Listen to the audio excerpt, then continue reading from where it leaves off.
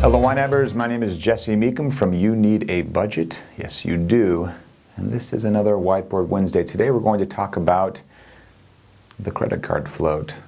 The point here is, many of you, when you first come to YNAB, you think everything's okay and you think you're not living paycheck to paycheck, and you can tell me, hey, I can pay my bill in full. When I'm paid, I pay my bill and I'm good to go.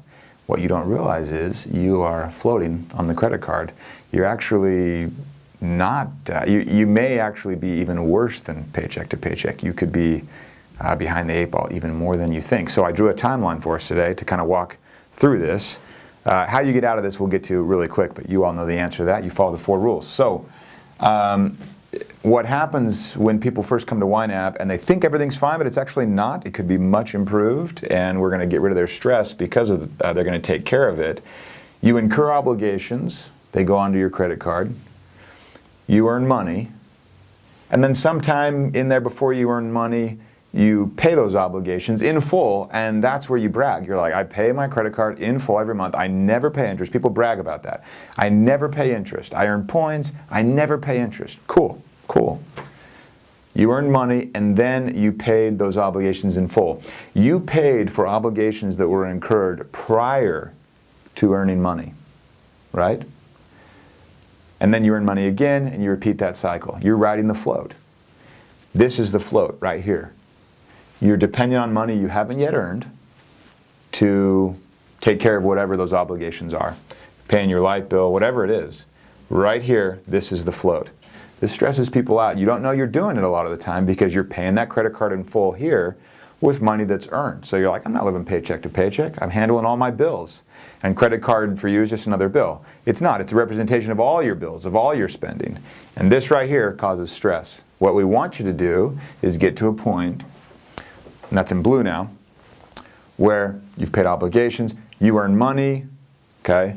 And then that money that you earned is just sitting in your checking account, waiting. You incur obligations, and at any point in time, you're not floating on anything. You have the cash right here. There's no floating. You incur obligations, and at any point in time, you can pay money and get rid of those obligations. So we've just flipped it around. Instead of having the obligation first, and then the money, and then you pay for those obligations that happened before you earn the money, we're now doing it the other way around. You earn the money, then you incur the obligations, and at any point in time, you can use that money to pay those obligations off. That is what I wrote in red here, and it actually turned into a very long question. Would everything be perfectly okay? Whoa, let me get over this way. I was disappearing on us. Would everything be perfectly okay if you paid your credit card balance in full today? That's the test. If at any point in time you can say, I'm going to pay the credit card bill today, or tomorrow, or yesterday, doesn't matter, right? You can pay it off at any time. You're not riding the credit card float because you have the cash sitting there all the time, ready and waiting to pay those off. Get to a point where you're not playing the credit card float, and then you start thinking about aging your money.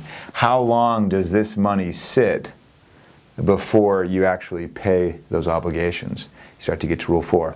As you follow rule 1, give every dollar a job. As you look ahead, break up those less frequent, those true expenses into smaller monthly manageable amounts. As you roll with the punches, change things as needed because budgets are meant to be changed. If you do all that, start aging your money, you'll get to a point where the cash is there and you can pay your credit card bill. But break away from that idea that you aren't living paycheck to paycheck because you can pay your credit card bill on time. I want to see you incur obligations that could be paid with money that you've already earned. So think through that. Start to apply it, and by apply it I mean just keep working those 4 rules, and you'll do great. We'll see you guys next week.